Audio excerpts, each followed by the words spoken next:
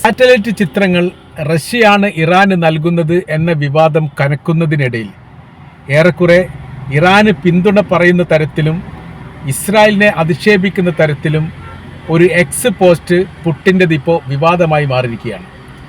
അദ്ദേഹം അതിൽ breaking ന്യൂസായിട്ടാണ് X പോസ്റ്റിൽ അദ്ദേഹം ഇങ്ങനെ കുറിച്ചത്: now the beautiful city of Tel Aviv after Iranian missiles എന്ന് പറഞ്ഞിട്ട് ഒരു ചിത്രം അതിൽ പോസ്റ്റ് ചെയ്തിട്ടുണ്ട്. ആ ചിത്രം എന്ന് പറയുന്നത് ആ മേഖല അപ്പാടെ, ഒരു ബിൽഡിംഗ് അപ്പാടെ കത്തി അമരുന്ന ചിത്രമാണ്. അത് ഇറാൻ്റെ മിസൈൽ പായിച്ചിട്ടാണ് അത് ചെയ്തത്. മാത്രമല്ല, ഈ ബിൽഡിങ്ങിൻ്റെ അകത്ത് ഇസ്രായേലിൻ്റെ സൈനിക മേധാവികളോ ബന്ധപ്പെട്ടവരോ ഉണ്ടായിരുന്നോ എന്നൊരു സംശയമുണ്ട്. ഒരു VVIP ബിൽഡിംഗ് ആണ് തകർന്നു പോയത്. തകർന്നു പോയി എന്ന് പറഞ്ഞാൽ അപ്പാടെ കത്തിപ്പോയി. അതിൻ്റെ ചിത്രങ്ങളാണ് നമ്മൾ ഈ കാണുന്നത്.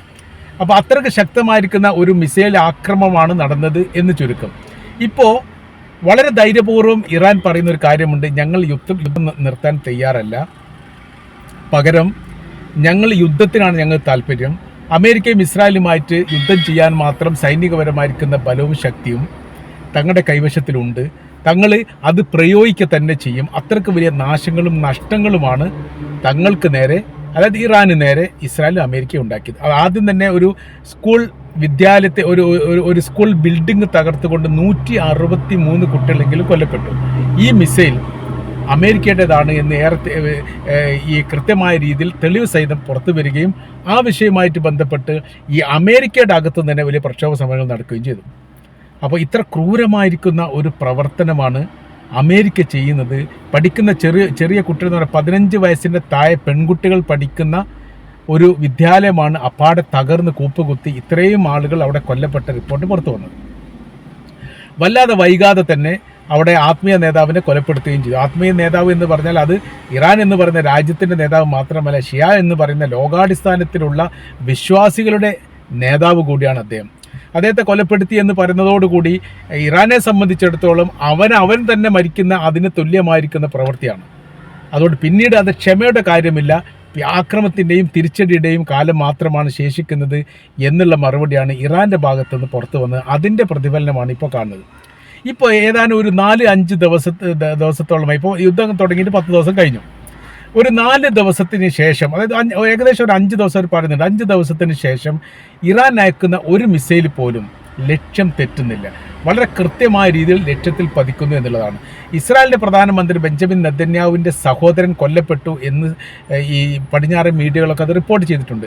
ഇതിൻ്റെ 2 ദിവസം മുമ്പ് ഇസ്രായേൽ പ്രധാനമന്ത്രി നെതന്യാഹുവിൻ്റെ ഓഫീസ് സമുച്ചയത്തിന് നേരെ ഈ മിസൈൽ ആക്രമണം നടത്തി അദ്ദേഹത്തെ കാണാതായിരിക്കുന്ന റിപ്പോർട്ടും പുറത്തു വന്നിരുന്നു.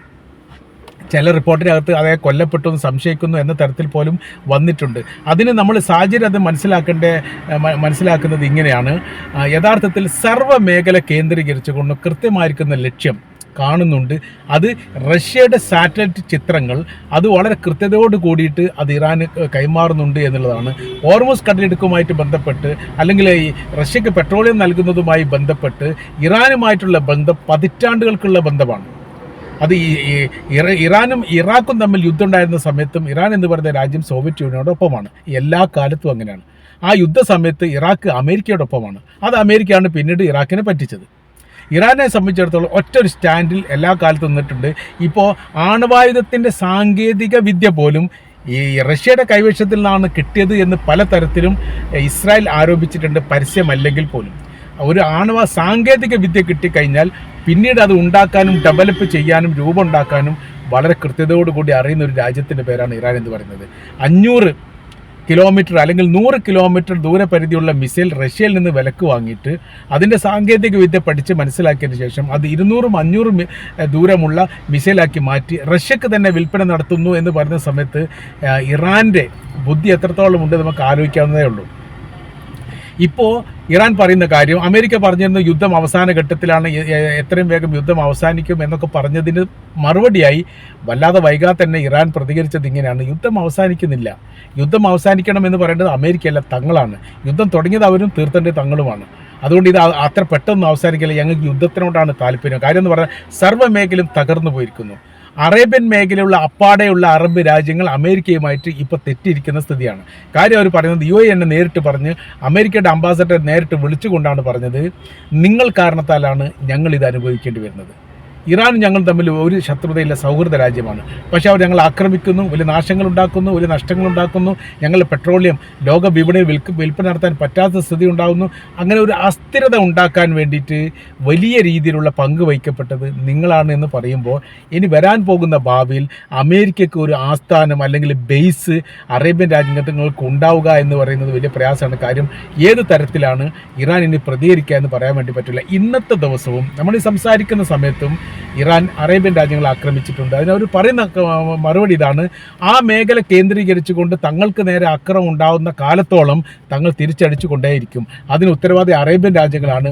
നിങ്ങൾ അവരെ ഒഴിവാക്കി കഴിഞ്ഞാൽ ഹോർമൂസ് കടലുമായിട്ട് ബന്ധപ്പെട്ട് നിങ്ങളുടെ കപ്പലെ വളരെ സുതാര്യതയോട് കൂടിയിട്ട് പോകാൻ വേണ്ടിയിട്ടുള്ള അനുവാദം തങ്ങൾ നൽകും എന്ന് പോലും ഇറാൻ പറയണമെങ്കിൽ അവർക്കിടയിലുള്ള അത് ഇറാനും അമേരിക്കക്കും ഇടയിലുള്ള വർഗശത്രുത എത്രത്തോളം ഉണ്ട് നമുക്ക് ഊഹിക്കാവുന്നതേ ഉള്ളൂ.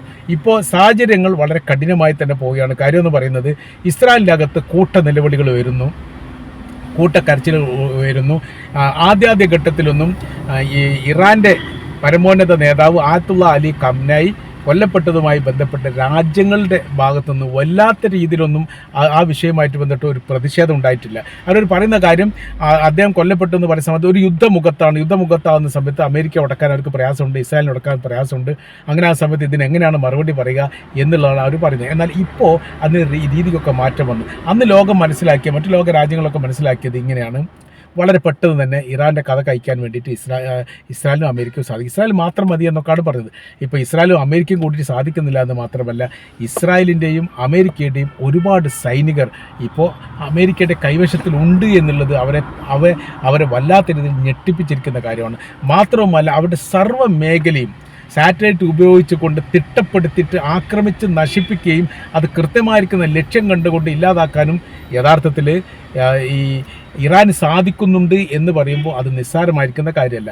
ചൈന തന്നെ ഈ വിഷയമായിട്ട് ബന്ധപ്പെട്ട് പ്രതികരിച്ചിരിക്കുന്നത് ഇങ്ങനെയാണ്, ഞങ്ങൾ ഈ യുദ്ധവുമായിട്ട് ബന്ധപ്പെട്ട് നിഷ്പക്ഷമല്ല, ഞങ്ങൾ പക്ഷമാണ്, ഞങ്ങൾ ഇറാൻ്റെ പക്ഷമാണ്. കൊറിയയുടെ നിലപാടും അങ്ങനെയൊക്കെ തന്നെയാണ്. അപ്പോൾ അമേരിക്ക ഒറ്റപ്പെടുത്തിക്കൊണ്ട് ഇറാനെ ഇല്ലാതാക്കാൻ ഇറാഖിനോട് കളിച്ച പോലെ, വെനിസ്വേലയോട് ചെയ്ത പോലെ തന്നെ വളരെ എളുപ്പത്തിൽ സാധിക്കും എന്നവർ മനസ്സിലാക്കി. പക്ഷെ അത് മണ്ടത്തരായിരുന്നു. വളരെ കൃത്യമായിരിക്കുന്ന ലക്ഷ്യം വെച്ചുകൊണ്ട് തന്നെ ഇറാൻ ആക്രമിക്കുന്നു. അതിൻ്റെ സംവിധാന കാര്യങ്ങൾ യഥാർത്ഥത്തിൽ അവർക്കുണ്ട് എന്നുള്ളത് ഇപ്പോഴാണ് ലോകത്തിന് മനസ്സിലായത്. 70% മിസൈലുകൾ തങ്ങൾ നശിപ്പിച്ചിട്ടുണ്ട് എന്ന് അമേരിക്ക പറയുന്നു. അത് കഴിഞ്ഞ പ്രാവശ്യം പറഞ്ഞ ഇസ്രായേലായിരുന്നു. അതിനുശേഷവും ആക്രമണം നടക്കുന്നു. ഇപ്പോഴും ആക്രമണം നടന്നുകൊണ്ടേയിരിക്കുന്നു. അപ്പോൾ അവരുടെ യഥാർത്ഥത്തിൽ മിസൈൽ സംവിധാനം എവിടെയാണ്, എങ്ങനെയാണ് വെച്ചത് എന്നതിനെക്കുറിച്ച് ലോകത്തിന് ഇപ്പോഴും അറിയില്ല. അത് വലിയ രീതിയിലുള്ള അന്വേഷണമൊക്കെ നടത്തിയിട്ടുണ്ട് കണ്ടെത്താൻ വേണ്ടിയിട്ട്. അപ്പോൾ അവർ ഉദ്ദേശിക്കുന്നത് ഇറാൻ്റെ തലസ്ഥാനമായിരിക്കും തെഹ്റാനോട് ചേർന്നുകൊണ്ടാണ് ഈ സംഭവങ്ങളൊക്കെ ഉള്ളത് എന്നുള്ളതാണ്. എന്നാൽ യഥാർത്ഥത്തിൽ ഇറാൻ്റെ തലസ്ഥാന നഗരിയോട് സൈനികരും അതിൻ്റെ സംവിധാനവും അല്ലാതെ ഈ പറയപ്പെട്ട മിസൈലോ അതിൻ്റെ സംവിധാനത്തിൻ്റെ ഒരു ഭാഗം പോലും ഇല്ല എന്നുള്ളതാണ്.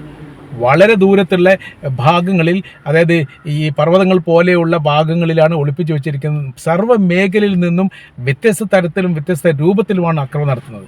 അതിന് പ്രതിരോധിക്കാൻ വേണ്ടി സാധിക്കുന്നില്ല എന്നുള്ളത് ഏറെക്കുറെ ഇസ്രായേൽ സമ്മതിച്ചിരിക്കുകയാണ്. മുൻപത്തെ ആവേശത്തോടു കൂടി പത്രസമ്മേളനം വിളിക്കുക, ജനങ്ങളോട് സംസാരിക്കുക, അത്ര പ്രവൃത്തികളൊന്നും ഇസ്രായേലിൻ്റെ പ്രധാനമന്ത്രി ബെഞ്ചമിൻ നെതന്യാഹു ഇപ്പോൾ ചെയ്യുന്നില്ല. ഏറെക്കുറെ സൈലൻ്റാണ്. മാത്രമല്ല, അയാളുടെ ജീവൻ പോലും അപായപ്പെടുന്ന രീതിയിലേക്ക് കാര്യങ്ങൾ പോകുന്നു എന്ന് പറയുമ്പോൾ, അവിടെ നിന്ന് ഒരു പ്രദേശത്ത് നിന്ന് മറ്റൊരു പ്രദേശത്തിലേക്ക് നീങ്ങുന്നതിൻ്റെ നീക്കുപോക്കുകളും ചലനങ്ങളും പോലും ഒപ്പിയെടുക്കാൻ വേണ്ടിയിട്ട് സാറ്റലൈറ്റ് ചിത്രങ്ങൾക്ക് സാധിക്കും. ലിബിയൻ പ്രസിഡൻ്റായിരുന്ന കേണൽ ഗദ്ദാഫിയെ പിടികൂടാൻ വേണ്ടി സഹായിച്ചത് ഈ പറയപ്പെട്ട സാറ്റലൈറ്റ് ചിത്രങ്ങളാണ്. അത് വളരെ കൃത്യതയോടുകൂടി ട്രിപ്പോളി എന്ന് പറയുന്ന തലസ്ഥാനത്ത് നിന്ന് രക്ഷപ്പെടാൻ വേണ്ടി 50 കാറിൻ്റെ അകമ്പടിയോടുകൂടി അയാൾ പോകുന്ന സമയത്താണ് അവർ അവിടെ നിരീക്ഷണം നടത്തിയിട്ട് ഇതിലെ ഏകദേശം ഈ കാറിൻ്റെ അകത്ത് ലിബിയയുടെ പ്രസിഡന്റ് ഗദ്ദാഫി ഉണ്ടാവാൻ സാധ്യതയുണ്ട് എന്ന് മനസ്സിലാക്കി പിന്നീട് അത് അവരെ ഉറപ്പിച്ച ശേഷം അതിലേക്ക് ബോംബിട്ടു. ആകാശ നിരീക്ഷണം നടത്തുകയാണ്. റഡാറിൽ കുടുങ്ങാത്ത ഉയരത്തിൽ ആകാശ നിരീക്ഷണം നടത്തിയിട്ട് അത് സാറ്റലൈറ്റ് ചിത്രങ്ങളുമായിട്ട് ലിങ്ക് ചെയ്ത് ബന്ധിപ്പിച്ചിട്ടുകൊണ്ടാണ് പിടിക്കപ്പെട്ടതെന്ന് ചുരുക്കം. ഇപ്പോൾ ഇതിന് സമാനമായിരിക്കുന്ന ഒരു സ്ഥിതിയാണ് റഷ്യ ഇറാന് ചെയ്തു കൊടുക്കുന്നത്. കൃത്യമായിരിക്കും സാറ്റലൈറ്റ് ചിത്രങ്ങൾ. അതായത് ഇപ്പോൾ ബങ്കറിൽ ഒളിച്ചിരിക്കുന്ന ഇസ്രായേലിൻ്റെ സൈനികരോ അല്ലെങ്കിൽ സൈനിക മേധാവികളോ അല്ലെങ്കിൽ അവിടുത്തെ പ്രധാനമന്ത്രി അടക്കമുള്ള ബന്ധപ്പെട്ടവരോ പുറത്തിറങ്ങുകയാണെങ്കിൽ തീർച്ചയായിട്ടും അത് കണ്ടെത്താൻ വേണ്ടിയിട്ട് ഇറാന് സാധിക്കുന്നു, ഈ റഷ്യക്ക് സാധിക്കുന്നു. റഷ്യ വളരെ കൃത്യതയോടുകൂടി ഈ കാര്യത്തെക്കുറിച്ച് നിരീക്ഷിക്കാൻ വേണ്ടി ഒരു സംഘത്തെ നിയമിക്കുകയും ആ സംഘം ഇതേക്കുറിച്ച് പഠിക്കുകയും മനസ്സിലാക്കി അപ്പപ്പോഴുള്ള വിവരങ്ങൾ നൽകുകയും ചെയ്യുന്നു. ഈ ഒരു വിവരം ഇറാന് കിട്ടുന്നു. ഇറാൻ ആ മേഖല കേന്ദ്രീകരിച്ചുകൊണ്ട് ആക്രമണം, ഈ പരിപാടിയാണ് ഇപ്പോൾ ചെയ്യുന്നത്. അപ്പോൾ റഷ്യയുടെ പ്രസിഡന്റ് വ്ളാഡിമിർ പുടിൻ്റെ ഈ ചിത്രങ്ങൾ വിവാദമായുള്ള പ്രധാനമായിരിക്കുന്ന കാര്യം ലോകത്തിലെ ഏറ്റവും വലിയ സൈനിക ശക്തിയുള്ള രണ്ടാമത്തെ രാജ്യമാണ് റഷ്യ എന്ന് മാത്രവുമല്ല, റഷ്യ ഇത്തരം വിഷയങ്ങൾ ഉണ്ടാകുന്ന സമയത്ത് സാധാരണഗതിയിൽ റഷ്യയും അമേരിക്കയും തമ്മിൽ ഒരു സൈലൻ്റ് ആയുള്ള ഒരു നിലപാടെടുക്കാറുണ്ട്. റഷ്യയുമായിട്ട് ബന്ധപ്പെട്ട ഒരു രാജ്യത്തിന് പ്രശ്നം ഉണ്ടാവുകയാണെങ്കിൽ അതിൽ അമേരിക്ക ഇടപെടാതിരിക്കുകയും അമേരിക്കയുമായിട്ട് ബന്ധപ്പെട്ട ഒരു വിഷയം ഉണ്ടാകുന്ന സമയത്ത് റഷ്യ ഇടപെടാതിരിക്കുകയും ചെയ്യുന്നത് ഒരു 10-20 വർഷത്തോളമായി ഏറെക്കുറെ അങ്ങനെയാണ്. യഥാർത്ഥത്തിൽ ഇറാഖിനെതിരെയുള്ള യുദ്ധത്തിന് അമേരിക്കയോടൊപ്പം റഷ്യ നിൽക്കാനുള്ള പ്രധാനമായിരിക്കുന്ന കാരണം ഇത് തന്നെയാണ്. ആ സമയത്ത് പോലും ഇറാൻ എന്ന് പറയുന്ന രാജ്യം അമേരിക്കക്ക് തങ്ങളുടെ സൈനിക മേഖലയോ അതല്ലെങ്കിൽ പ്രബലമോ നൽകിയിട്ടില്ല എന്ന് പറയുമ്പോൾ അവരുടെ ഈമാനികപരമായിരിക്കുന്ന വിശ്വാസം എത്രത്തോളം ഉണ്ട് എന്ന് ഊഹിക്കാവുന്നതാണ്. 8 കൊല്ലത്തോളം യുദ്ധം ചെയ്തു, 10 ലക്ഷത്തോളം ആളുകൾ കൊല്ലപ്പെട്ട ഭീകരമായിരിക്കുന്ന ആ യുദ്ധം നിർമ്മിച്ചതും അതിൻ്റെ സംവിധാനം ചെയ്തതൊക്കെ ഇറാഖാണ്. ഇറാഖ് ഇങ്ങോട്ട് ആക്രമിച്ചതാണ്, അതല്ലാതെ ഇറാൻ കയറിയിട്ട് ഇറാഖിനെ ആക്രമിച്ചതല്ല. അങ്ങനത്തെ ഒരു സ്ഥിതിയും കാര്യങ്ങളും ഉണ്ടാവുമ്പോൾ അവസരം നോക്കിയിട്ട് എന്ത് ചെയ്യും, മറ്റു രാജ്യങ്ങൾ ഇവിടുന്ന് ആക്രമിച്ചുള്ളൂ, ഇറാഖ് ഇല്ലാതാവട്ടെ എന്ന് പറയുന്നതിന് പകരം തങ്ങൾ ആ ഭൂമിക വിട്ടു നൽകില്ല, അവരെക്കാളും മോശം നിങ്ങളാണ് എന്ന്, അതായത് ഇറാഖിനേക്കാളും മോശം നിങ്ങളാണ് എന്ന് അമേരിക്കയോട് പറഞ്ഞ ഒരു രാജ്യത്തിൻ്റെ പേര് കൂടിയാണ് ഇറാൻ. അപ്പോൾ ഇറാനിൻ്റെ ഇപ്പോഴത്തെ നീക്കുപോക്കുകൾ എങ്ങനെയെന്നൊക്കെ സസൂക്ഷ്മം നിരീക്ഷിക്കുന്ന സമയത്താണ് കൃത്യതയോടുകൂടി റഷ്യയുടെ സഹായങ്ങളുണ്ട് എന്നുള്ളത് വ്യക്തമാകുന്നത്. മാത്രവുമല്ല അതിന് ശക്തമായ രീതിയിൽ പ്രതികരിക്കാൻ വേണ്ടിയിട്ട് അമേരിക്ക ഭയപ്പെടുന്ന ഒരു പ്രത്യേക സാഹചര്യത്തിൽ കൂടി കാര്യങ്ങൾ എത്തിയിരിക്കുന്നു. കാരണം റഷ്യയും ചൈനയും അതോടൊപ്പം കൊറിയയും ഇറാനോടൊപ്പം ചേർന്ന് നിൽക്കുകയാണെങ്കിൽ അങ്ങനെ വല്ലാതൊന്നും ഇറാനെ പരാജയപ്പെടുത്താനോ കീഴ്പ്പെടുത്താനോ അവരുടെ, അതായത് അമേരിക്കയുടെ സൈനികരെ സംരക്ഷിക്കാനോ സാധിക്കുകയില്ല എന്ന് ബോധ്യപ്പെട്ടതിൻ്റെ അടിസ്ഥാനത്തിലാണ് യുദ്ധം ഏറെക്കുറെ അവസാനിപ്പിക്കുന്നതിനെക്കുറിച്ച് ആലോചിക്കുന്നു എന്നൊരു വിവരം കൂടി ഇപ്പോൾ പുറത്തു വന്നിരിക്കുന്നത്.